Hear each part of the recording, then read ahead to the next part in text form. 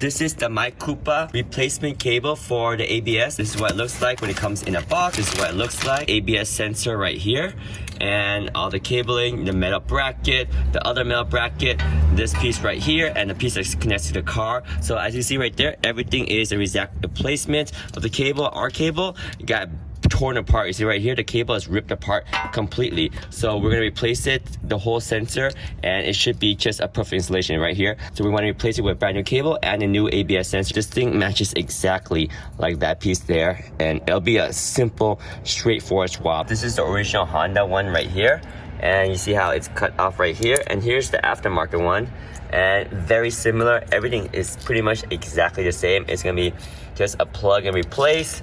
Very simple. Even got the bracket right here, as you see, and then the ABS sensor is right here, and the ABS sensor looks exactly like the OEM Honda one. So there we go. We're gonna go ahead and install this and put it back into our car, and we'll see how well it works out. And there we go. New sensor is installed.